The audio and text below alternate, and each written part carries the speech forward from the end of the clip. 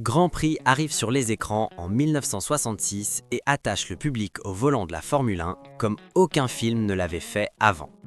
Aujourd'hui, on dévoile 21 secrets fascinants cachés sous le drapeau à damier.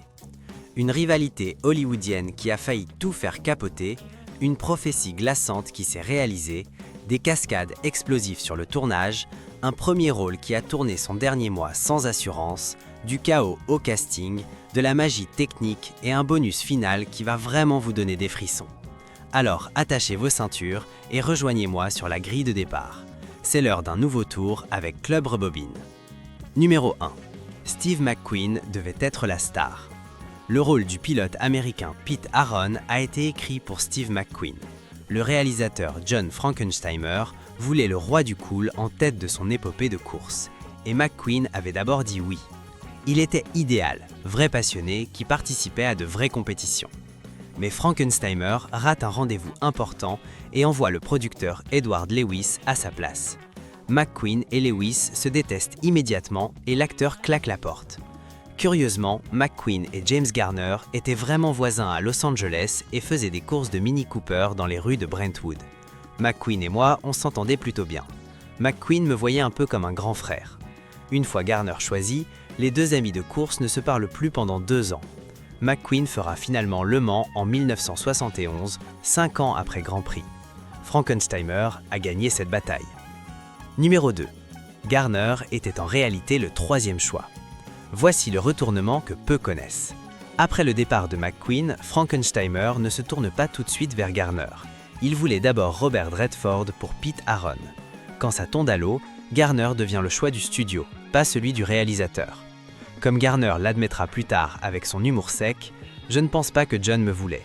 Je ne pense pas qu'il voulait quelqu'un avec des opinions. » Mais le studio m'a imposé et ils l'ont emporté sur lui.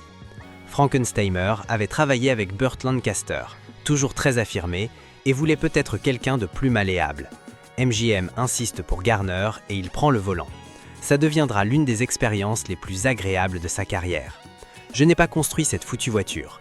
On ne peut plus rien y faire maintenant. Faites ton mieux. Parfois, le 3e choix est le bon. Numéro 3. James Garner s'est entraîné avec une légende de la course. Garner n'allait pas faire semblant dans les scènes de pilotage. 2 mois avant le tournage, il est mis en binôme avec Bob Bondurant, la légende des Shelby Cobra et Ferrari. Bondurant entraîne Garner intensivement à Willow Springs, dans le désert californien, puis l'envoie à l'école Jim Russell en Angleterre. L'acteur se révèle étonnamment doué. Les pilotes pros sur le plateau disent qu'il aurait pu courir en Formule 1 s'il n'avait pas choisi le cinéma. Pendant les pauses, des courses improvisées éclatent entre cast et équipe sur les vrais circuits. Garner finit souvent à égalité ou devant les pros embauchés. Son amour de la course ne s'éteint jamais après le film. Il pilotera même la voiture de sécurité aux 500 miles d'Indianapolis 3 fois en 1975, 1977 et 1985. Numéro 4. Un acteur ne savait absolument pas conduire. Tandis que Garner excelle au volant, son partenaire Brian Bedford, qui joue le Britannique Scott Stoddard, est à l'opposé. Bedford n'a aucun permis, même pas pour une voiture de tous les jours. L'instructeur du tournage le déclare complètement désespéré après les leçons. Ça pose un gros problème à Frankenheimer. Comment filmer des scènes de course authentiques avec un acteur incapable de rouler à n'importe quelle vitesse? La solution vient du futur triple champion du monde, Jackie Stewart. Stewart devient la doublure conduite de Bedford, tout au long du tournage. Pour masquer le changement, Stoddard porte un passe-montagne remonté jusqu'aux lunettes dans tous les plans au volant. Le nom Stoddard ressemble à Stewart, ce qui rend les inscriptions sur le casque moins visibles. Numéro 5. Yves Montand terrifié après un tête-à-queue. La star française Yves Montand incarne le champion vieillissant Jean-Pierre Sarti avec une conviction fatiguée et une vraie mélancolie. Pourquoi ma voiture n'est pas arrivée, Guido? Ce ne sont plus mes mains. Mais son rapport à la vitesse se complique sérieusement pendant le tournage. Très tôt, il fait un tête-à-queue spectaculaire sur la piste et reste vraiment terrifié de rouler vite ensuite. L'équipe trouve une astuce créative pour respecter le planning.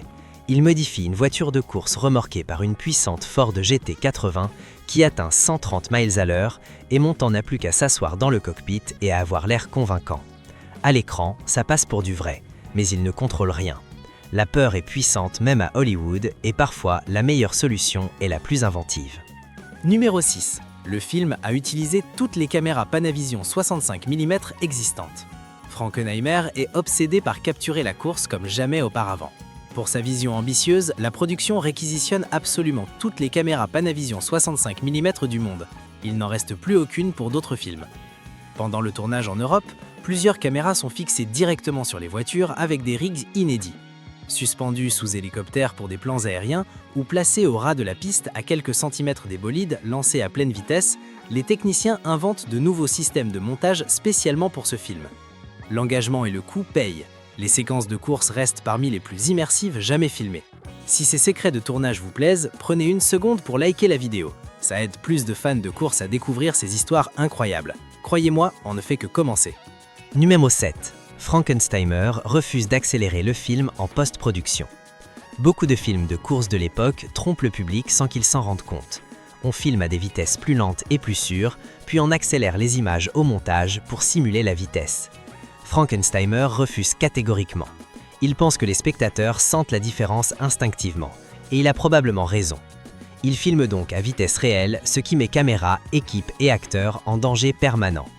Il y a de vrais accidents pendant le tournage, dont un pilote qui se casse la clavicule et un autre qui manque de rentrer dans une maison par la fenêtre à l'étage sur piste moyeu.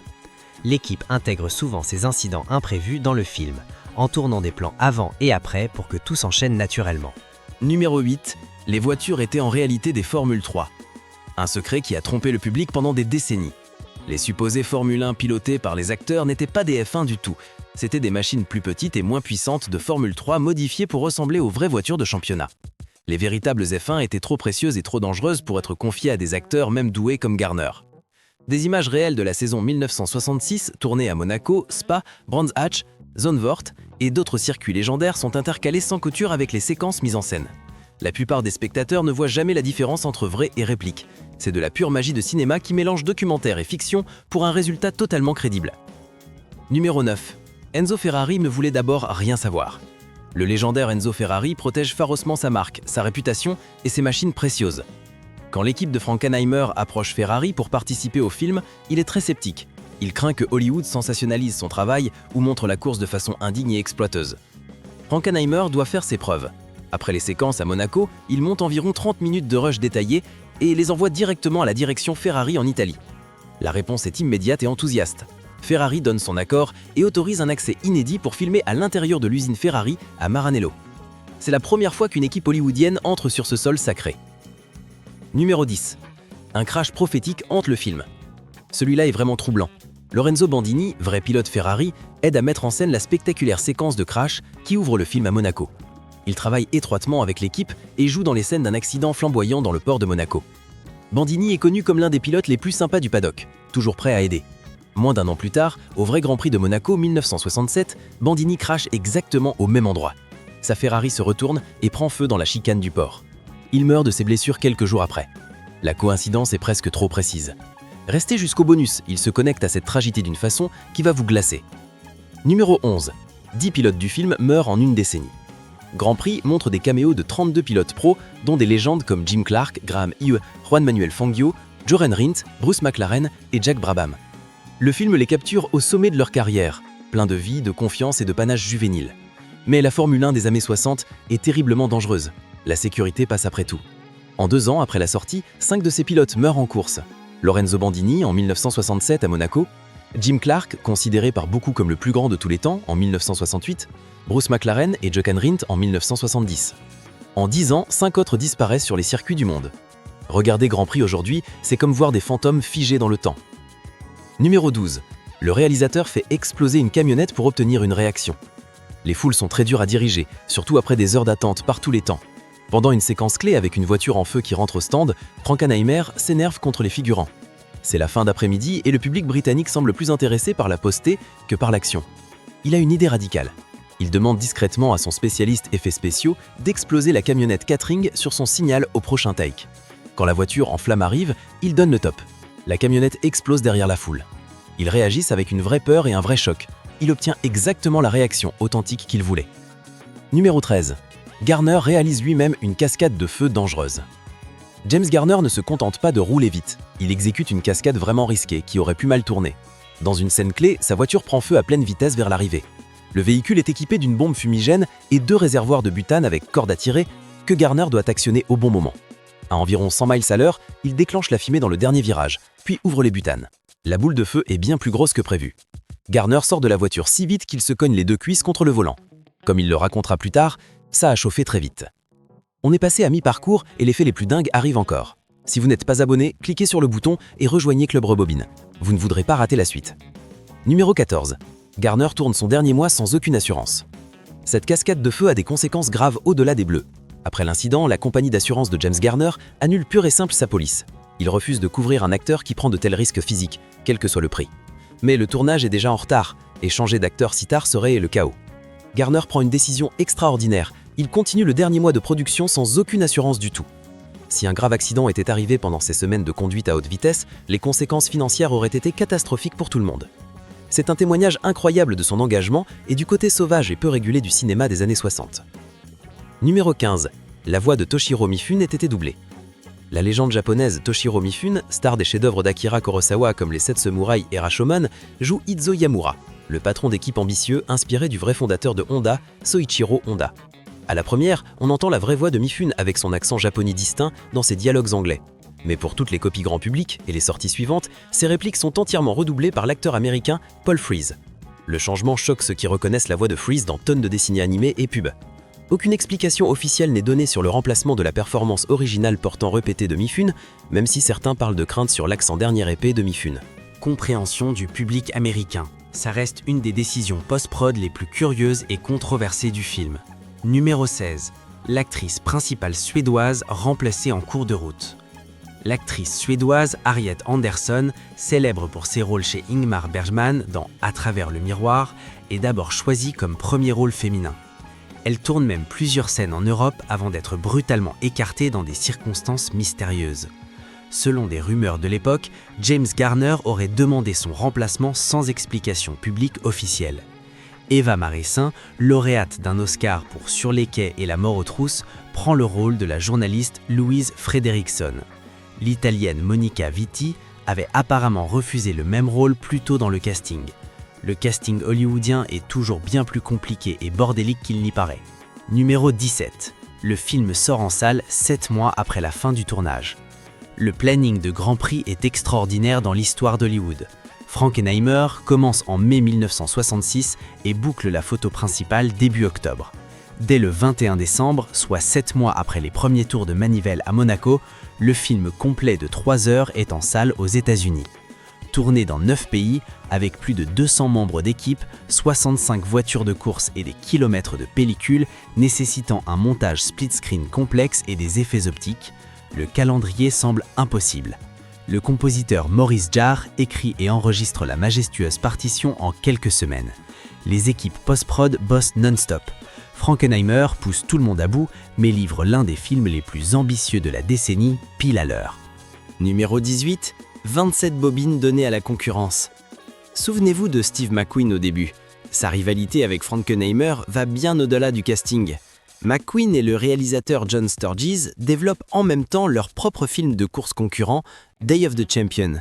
Ils obtiennent un contrat exclusif avec le légendaire Nürburgring en Allemagne avant l'équipe de Frankenheimer. Quand les caméras de Grand Prix tournent là-bas, ils doivent légalement céder 27 bobines entières de matériel coûteux à la concurrence. Tout ce travail, tout cet argent offert aux rivaux à cause d'un contrat. Le Nürburgring n'apparaît presque pas dans la version finale de Grand Prix. Le film de McQueen deviendra Le Mans, sorti 5 ans plus tard. Numéro 19, Saul Bass révolutionne la séquence d'ouverture. Le légendaire graphiste Saul Bass, génie des génériques de Psychose, Sueur froide et La mort aux trousses, est consultant visuel sur Grand Prix. Il conçoit les crédits d'ouverture révolutionnaires avec des techniques split-screen vraiment novatrices pour les cinémas américains grand public en 1966. La séquence monte la tension pendant plusieurs minutes avec des gros plans extrêmes sur des pièces de voiture, des préparatifs des pilotes et des rituels mécaniques avant le départ. Bass étire les dernières secondes avant le drapeau vert en une éternité d'anticipation pure avec ralenti, boucles subtiles et le crescendo assourdissant des moteurs qui montent en régime. Les critiques parlent d'ivresse optique. Des panneaux triples et quadruples remplissent l'écran cinérama courbé d'une énergie visuelle cinétique. Cette séquence seule vaut le prix du ticket. Numéro 20, le film remporte 3 Oscars. Grand Prix ne séduit pas seulement le public et les fans de course, il impressionne aussi profondément l'Académie. Il gagne 3 Oscars à la 39e cérémonie. Meilleurs effets sonores pour le travail immersif de Gordon Danielson sur le rugissement des moteurs. Meilleur montage pour les séquences de courses complexes et innovantes. Meilleur son pour le design audio révolutionnaire de Franklin Milton qui place le spectateur dans le cockpit. Ces récompenses sont largement méritées. Les prouesses techniques de Grand Prix fixent de nouveaux standards pour filmer la course. Tous les grands films de course qui suivent, du Le Mans à Rush jusqu'à Ford contre Ferrari, doivent une dette créative énorme à ce que Frankenheimer et son équipe ont accompli en 1966. Vous êtes toujours là ? On a gardé le fait le plus marquant pour la fin. Voici le bonus que vous attendiez. Numéro 21. Bonus. Les fantômes de la saison 1966. Grand Prix conserve quelque chose de précieux et irremplaçable. Un monde perdu de glamour, de danger et de beauté qui n'existe plus. Parmi le cast international figure Françoise Hardy, la chanteuse française devenue la voix mélancolique d'une génération. Hardy apporte un glamour parisien naturel à son rôle de Lisa et elle nous a quittés en 2024, rejoignant les nombreuses âmes capturées par le film à leur apogée. Mais au-delà des acteurs, ce sont les vrais pilotes figés sur pellicule qui hantent le plus. Lorenzo Bandini, qui rit dans le paddock de Monaco quelques mois avant de mourir au même endroit, Jim Clark, qui traverse les stands 2 ans avant son crash fatal. Ce n'étaient pas des acteurs jouant des héros, c'étaient des héros jouant leur propre rôle, immortalisés dans une capsule temporelle de vitesse, de jeunesse et de mortalité. Grand Prix reste le film de course définitif près de 60 ans après sa sortie. Il capture la F1 à un moment de transition où le sport garde son glamour aristocratique tout en devenant de plus en plus dangereux et commercial. John Frankenheimer a fait un film sur la vitesse, mais aussi sur la mortalité. Comme le dit Jean-Pierre Sarty, si on imaginait vraiment ce que ça fait de percuter un arbre à 240 km/h, on ne monterait probablement pas dans la voiture. Avec 10 vrais pilotes de ce film disparus en une décennie, cette vérité frappe encore plus fort aujourd'hui. Abonnez-vous à Club Rebobine et dites-nous en commentaire quel classique on couvre ensuite.